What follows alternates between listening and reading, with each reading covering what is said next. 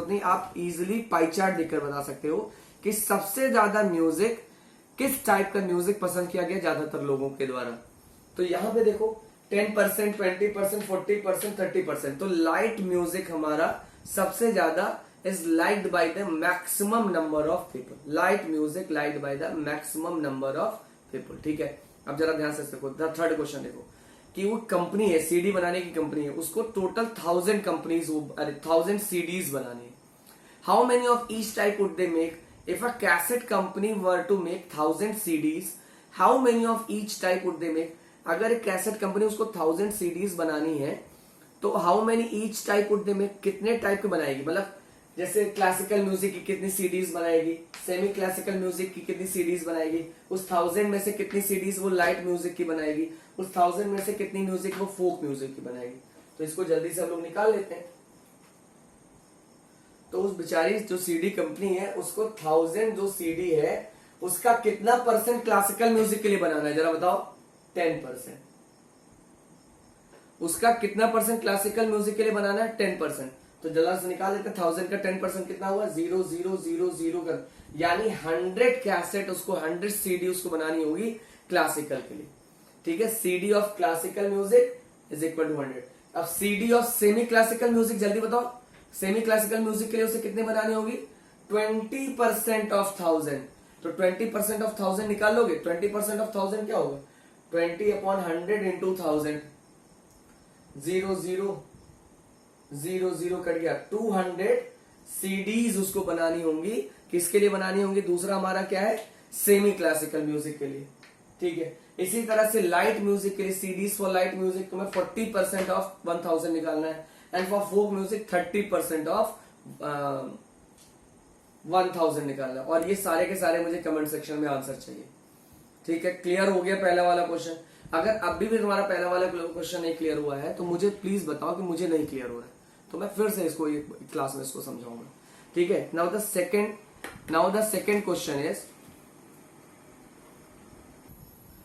Second question क्या कह रहा है आपका? सेकेंड क्वेश्चन कह रहा है कि group of 360 people were asked to vote for their favourite season from the 3 season, rainy, winter and summer. Group of 360 people, total 360 people थे, ध्यान रखो टोटल 360 पीपल थे। उनको बोला गया कि वोट करें कि ये 3 सीजन है, इसमें से आपका फेवरेट सीजन कौन सा है। ये 3 सीजन है, इसमें से आपका फेवरेट सीजन कौन सा है, ये करने के लिए उन्हें वोट डाला गया। वहां पे 3 सीजन जो दिए गए, summer, rainy and winter.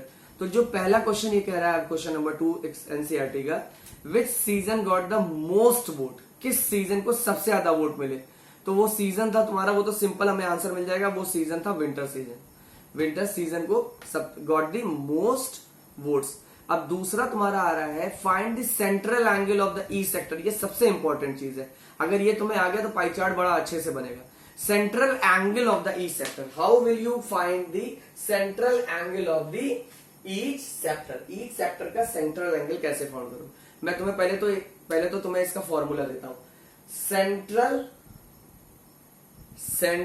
Angle of each sector, central angle of each sector. अब ईच सेक्टर का सेंट्रल एंगल क्या होगा?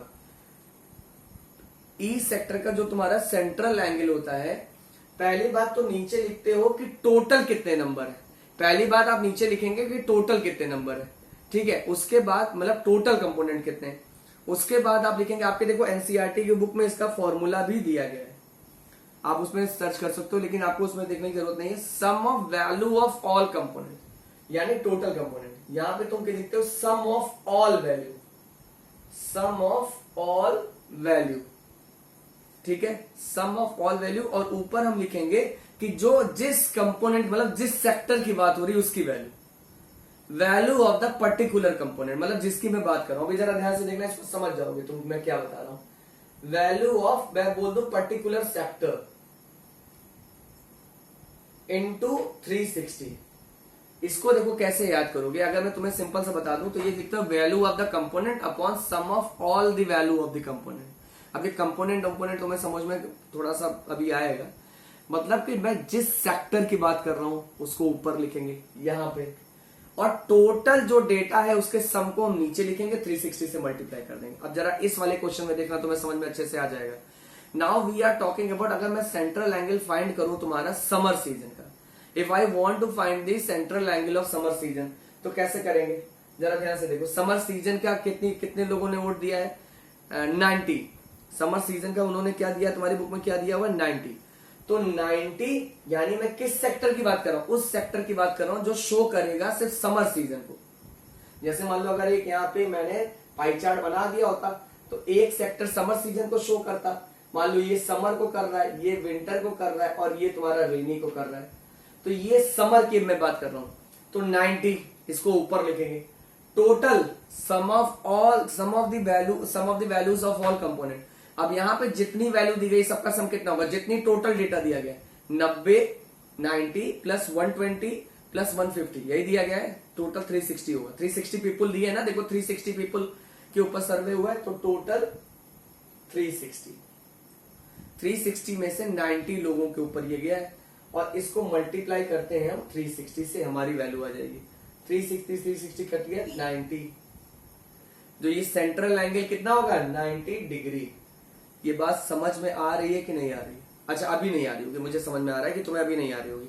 अगला देखो, अगला कैसे करेंगे? अगला ऐसे रफ करूं, अगला जो सेगमेंट है, अगले सेगमेंट में मैं बात करूंगा रेनी सीजन के बारे में। रेनी सीजन के बारे में बात करूंगा। अब जरा रेनी सीजन के बारे में बता दो, डेटा कितना दिया गया है? 120 दिया गया है ना, देख लू मैं भी, हाँ 120 दिया गया है। 120 टोटल कितने थे पीपल? 360। तो 120 अपॉन 360। एक मिनट मैं इसकी ब्राइटनेस कम कर देता हूं, एक मिनट जो, ताकि तुम्हें वहां पे वो दिखे। तो ये 120 आउट ऑफ 360 इंटू 360 से 360 कैंसिल हो गया, 120 बचा। तो इस 120 डिग्री मतलब तुम्हारा जो वो पूरे सर्कल का 120 डिग्री पोर्शन जो है, 120 डिग्री सेक्टर का जो एंगल है वो तुम्हारा शो करेगा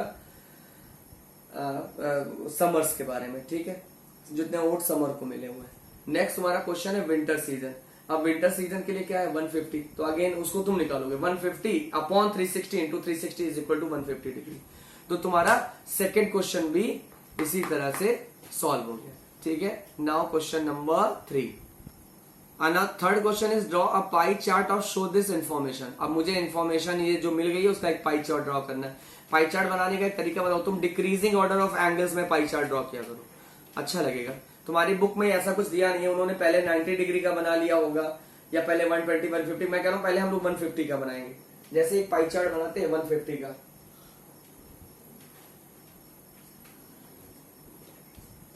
एक हम यहाँ पे सर्किल बना लो, पहले 150 यहाँ पे सेंटर लो और हल्का सा ये एक लाइन ले लो यहाँ पे।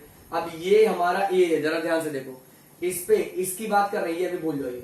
इस पे मुझे 150 डिग्री बनाना है, कुछ यहाँ पर आएगा ऐसे 150 डिग्री। आप वो यूज करके बना सकते हो, ठीक है, आप प्रोटेक्टर यूज करके बना सकते हो, कंपास अभी कोई जरूरत नहीं है। तो यहाँ पे हमारा 150 हो गया। 150 किसको शो करेगा? 150 हमारा शो कर रहा था विंटर सीजन को, ये विंटर हो गया। अब तुम इसको बेस बनाओ, इसको बेस बना के एक एंगल आप बना लो 120 डिग्री का। याद रखना वो तुम्हें बोला जो देखना, इनर मेजरमेंट कब लेते हैं प्रोटेक्टर का और आउटर मेजरमेंट कब लेते हैं। अगर नहीं आ रहा है तो मुझसे उसे आप कमेंट सेक्शन पूछोगे तभी मैं बताऊंगा, क्योंकि लास्ट क्लास में मैंने इसको बहुत अच्छे से समझाया है।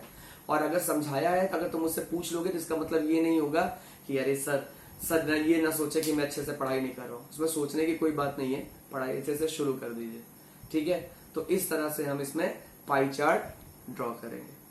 तो हमारा ये पहला क्वेश्चन का ये जो है क्वेश्चन नंबर 2 भी हमारा कंप्लीट हो गया।